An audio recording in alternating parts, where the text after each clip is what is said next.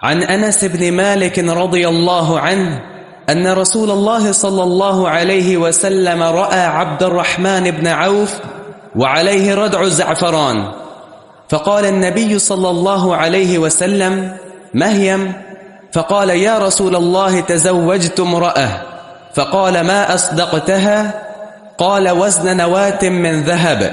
قال رسول الله صلى الله عليه وسلم: فبارك الله لك اولم ولو بشاہ۔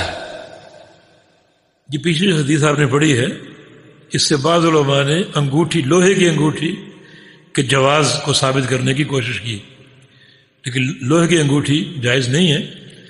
یہ جو چھلے کا ذکر ہے یا اس حدیث میں لوہے کے، اس کا معنی یہ نہیں کہ وہ یعنی وہ پہننے کے لیے ہوگا، اس کا کوئی اور استعمال ہو سکتا ہے۔ اور اس کی لوہے کی انگوٹھی کی حرام ہونے کی دلیل نبی علیہ السلام کی ایک اور حدیث ہے، ایک صحابی کو آپ نے دیکھا جس نے سونے کی انگوٹھی پہنی ہوئی تھی، فأعرض عنہ، تو آپ نے اس سے منہ پھیر لیا کہ تم نے سونے کی انگوٹھی پہنی، تو اس نے وہ اتار دی۔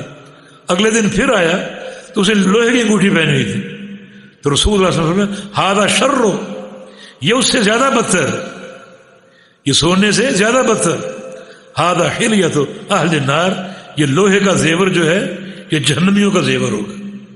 یہ اہل نار کے ساتھ تشبہ ہے، جہنمیوں کے ساتھ تشبہ ہے۔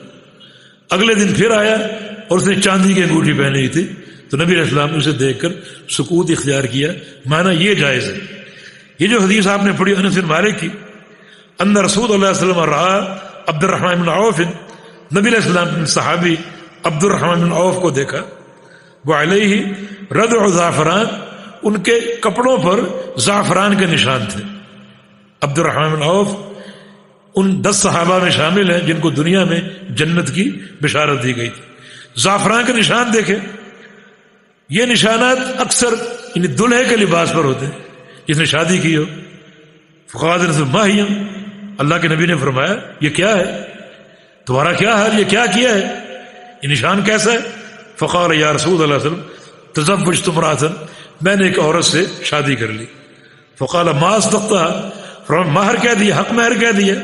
قال وزن نواۃ من ذهب، کھجور کی گٹھلی کے برابر سونا دیا، اتنا سونا میری ملکیت میں تھا، وہ میں نے اس کو حق مہر کے طور پر دے دیا۔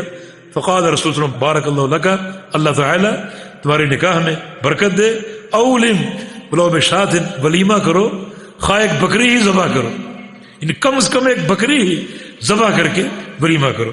تو اس میں مہر کا بھی ذکر ہے، آپ نے خاص طور پہ مہر کا پوچھا جو کہ نکاح کے ارکان میں سے، اور ساتھ ولیمے کا حکم دیا۔ ولیمہ بھی علماء نے نکاح کے واجبات میں شمار کیا ہے، اور فرمایا کم از کم ایک بکری، مانا بکری سے زیادہ کرنا چاہیے، لیکن اگر کچھ نہ ہو تو کم از کم ایک بکری تو ضرور ولیمے میں ذبح کرنی چاہیے۔ سبحانک اللہم۔